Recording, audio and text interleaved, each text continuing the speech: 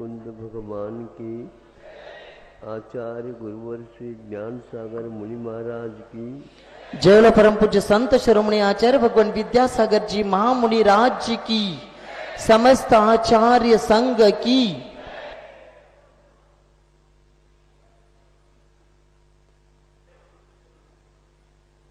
कल जो आपके सामने रखा था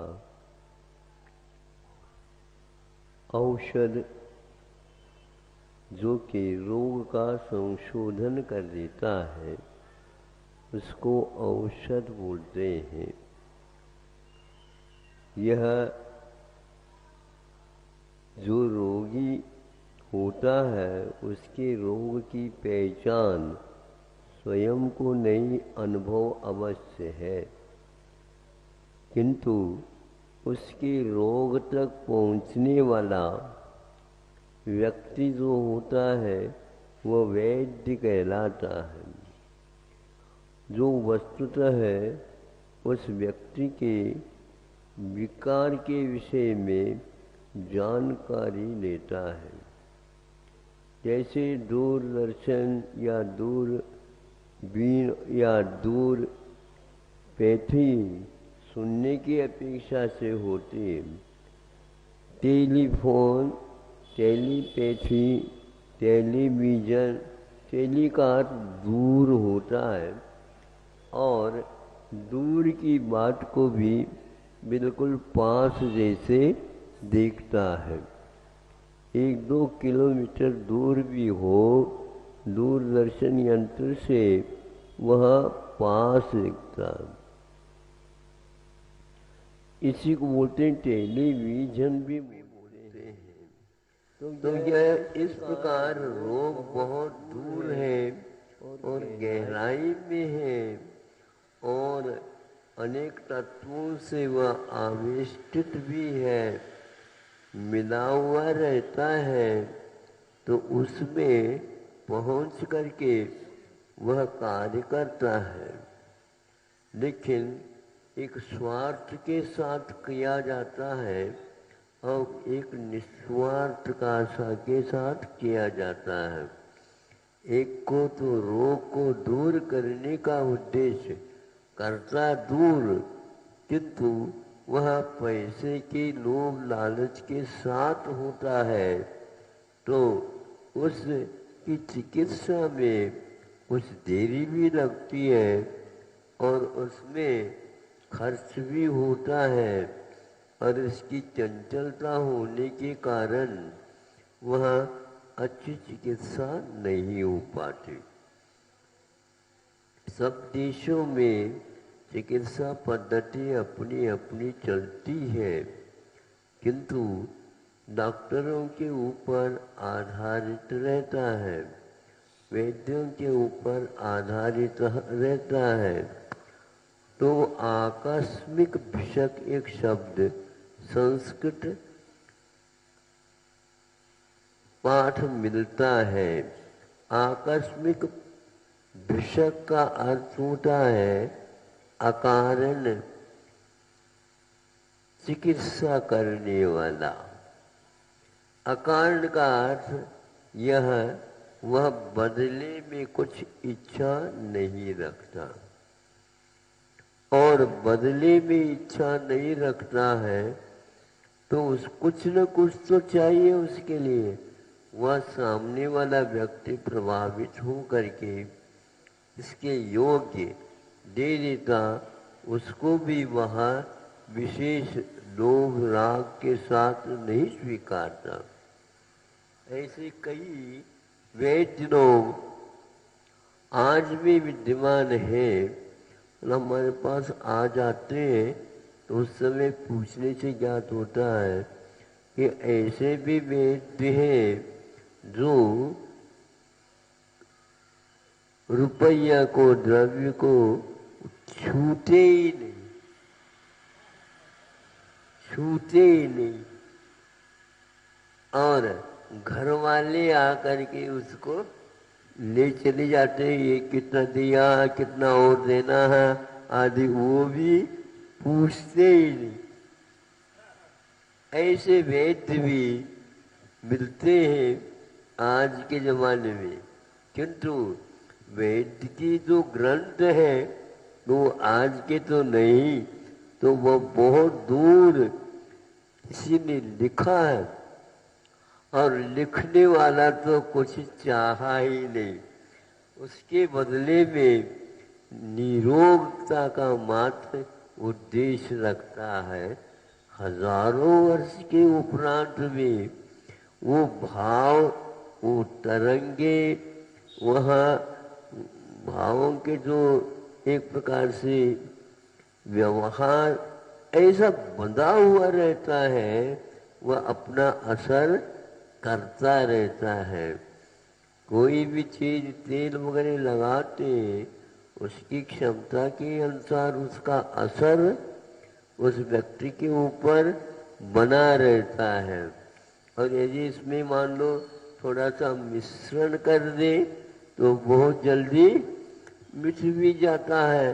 तो इस प्रकार भावों के में मिश्रण होते रहते हैं, दवाइयों का मिश्रण होता रहता है, और द्रव्य जो कच्चा माल बोलना चाहिए उसका भी सम्मिश्रण अनुपात बराबर हो ये नहीं कह सकते। पुराने हो जाए दवाइयाँ, उसकी क्षमताएं कम हो जाती है।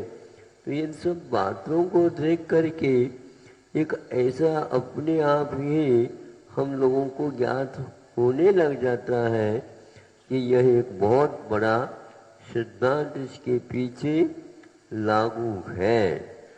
तो ऐसे ही कि यह एक बार पूछा था कि ये ऐसा कौन सा गुण है जो कि कल गाय के बारे में आपने कहा था वह बछड़े तक था सीमित, किंतु अब मालिक मान लो कोई भी रोग से ग्रसित हो जाता है तो वहाँ गाय को ज्ञात हो जाता है, और गाय को ज्ञात हो जाता है तो वह जंगल में चरने के लिए चला जाता है, उसी चीज का चरवण कर लेता है जिसके दूध के माध्यम से उस रोग की चिकित्सा।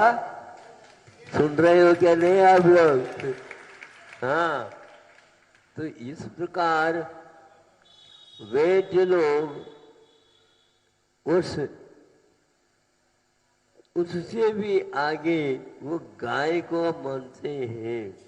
तो उस दूध में वहाँ खाया हुआ चरवण करके औषध आता है, और वह दूध बन करके वह काम में आ जाता है। इसी प्रकार और भी उन्होंने बताया कि इस प्रकार ये नैसर्गिक नियम है, लेकिन जो गाय मालिक के प्रति इस प्रकार के भाव करती है उसी के लिए यह कामयाब हो जाता है, उसका असर पड़ जाता है। इसी प्रकार कि 9 महीने तक आप लोग 10 महीने तक गर्भ में शिशु को रखते हो, उनके लिए हाथ से पीछे कुछ दवाई दी नहीं जाती। दवाई तो उसको पहुंचती है क्या नहीं ये तो माँ समझती है, या सेवा करने वाले जानते हैं, या वैद्य लोग बता देते हैं कि ये चीज का सेवन करो ताकि गर्भस्थ शिशु का भविष्य में इस संग से सुदृढ़ वह शरीर बने और इस प्रकार के उसकी बुद्धि हो ताकि उसका जीवन अंतिम घड़ी तक ऐसा काम करता रहे। यहाँ एक प्रकार से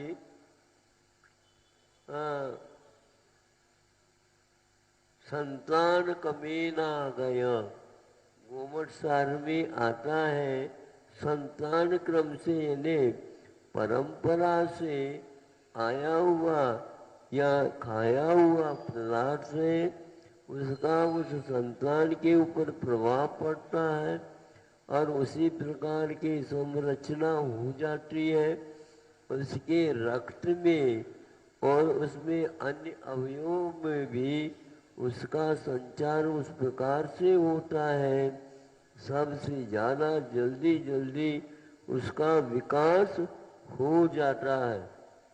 कोई बच्चे बहुत जल्दी विकसित हो जाते हैं, शरीर से भी, बुद्धि से भी, सभी अवयवों से भी, वह रूप लावण्य आदि भी, ये सारे बातें निरोगता ये उसके ऊपर आधारित रहता है। इसलिए आप लोग अपने भावों को जब इस प्रकार गर्भस्थ शिशु रहता है तब आप भाव रखेंगे, यात्रा आदि करा देते हैं और दान आदि दिलवा देते हैं आदि आदि। इन बातों से ऐसा ज्ञात होता है वस्तुतः आप लोग इन सब चीज़ों को गौण करते जा रहे हैं। ये गौण करने के नहीं बल्कि उस अवधि में आप लोगों को बहुत जागृत रहना चाहिए।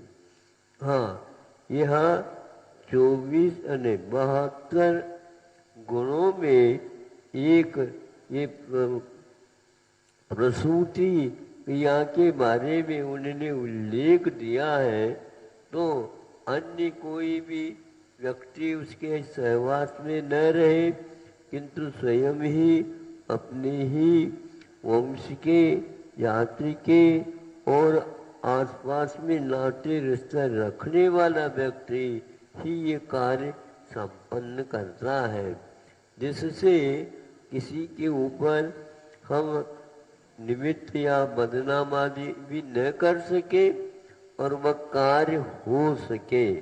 फिर इसके उपरांत विधान आदि जैसे आगम में बताया उसके अनुसार करके उस कार्य को संपन्न किया जाता है। नामकरण भी किया जाता और भी जो है संस्कार किए जाते हैं, तो कालांतर में बहुत अच्छे कार्य करते हैं। किंतु आज विवाह तक सीमित हो गया है, बाद में कुछ होता पीता नहीं है। लेकिन जो व्यक्ति इसको समझते हैं तो वो आज भी इस प्रकार कार्य करते हैं। तो वह व्यवसाय तो करे, कार्य तो करे, चिकित्सा के काम करे, कुछ भी न ले और उसको छुए तक नहीं। आज तो बार बार देख लेते, भैया गिन तो लो, एक बार गिन लो, एक और बार गिन लो। कोई भरोसा मत रखा करो जमाने का। होता है क्या? नहीं होता, देखने भी मिल रहा। लेकिन वो कैसा संकल्प देखो, हम किसी से मांगना तो दूर, हम लेना ही नहीं चाहते, रखना हो तो रख लो। वो पहले से कह रखा, वहाँ अपनी योग्य वो क्या जानेगा, लेकिन फिर भी वहाँ उदारता के साथ ऐसा किया जाता। इसलिए पहले राज वैद्य हुआ करते थे, बड़े बड़े सेठ साहूकार ऐसे कवियों को, शिल्पियों को, वैद्यों को, अनेक प्रकार के अच्छे कार्य करने वालों को, जौहरी को, हीरा के परख करने वालों को और धातु उपधातुओं को जानकार रखने वाले, घोड़े के जानकार रखने वाला, हाथियों के जानने वाला, ये सारे होते थे और वैसे ही वह रहते थे। किंतु राजा के द्वारा उन्हें बहुत व्यवस्था अच्छी दी जाती थी और अच्छे कार्यों में उनको भी पुरस्कार रख करके आगे सभा में बिछवा देते थे, तब काम होता था। आज इस प्रकार का कार्य नहीं के बराबर है, नहीं है ऐसा तो नहीं कह सकता, लेकिन फिर भी मात्रा तो बहुत घटती हुई हो गई है। पहले के सोने में और आज के सोने में भी सुनते हैं अंतर आता जा रहा है। कैरेट के हिसाब से बोलते नहीं, क्या बोलते, हाँ 24 है, 25 है, 26 है, 24, 22, 23, कोई इस प्रकार के बनता जा रहा है। इसका अर्थ उसका स्तर भी गिरता जा रहा। आगमों में पहले ही कहा है ये बहुमूल्य वस्तुओं की परख आज कम होती चली जा रही है, इसलिए उसका जो लाभ मिलना चाहिए वो नहीं मिल पाता है। इसलिए वह विद्या, वह जानकारी, वह कलाएं, वो सारी जो चीजें वो सब समाप्त होती जा रहे हैं। आप प्राचीन इतिहास, प्राचीन ग्रंथों को पढ़ेंगे, अवश्य ही ज्ञात होगा, क्योंकि पूर्वजों ने बनती कोशिश अपने जीवन के लिए इस प्रकार का संकलन करके रख करके चले जाते हैं। वैद्य लोग भी अपने अनुभव से और दवाइयों का निर्माण करके और दवाइयों के मिश्रण से एक दवाइयों की शक्ति और बढ़ती चली जाती है। ऐसा कार्य करते थे। आज भी यदि जानकार मिलता है तो उसको सुरक्षित रखना चाहिए। इस प्रकार उस गाय के द्वारा मालिक की चिकित्सा भी हो सकती है। घर में भी एक प्रकार से वहाँ अपना प्रभाव डाल सकती है, डालती है। इसी को बोलते हैं जो व्यक्ति मनुष्य नहीं है लेकिन मनुष्यों के साथ रहने से मनुष्यों से भी ज़्यादा संवेदन अपने पास रख सकता है और उसके द्वारा सेवा वह कर सकता है। अहिंसा परमो धर्म की। जय परम पूज्य संत शिरोमणि आचार्य भगवान विद्यासागर जी महामुनि राज्य की, समस्त आचार्य संघ की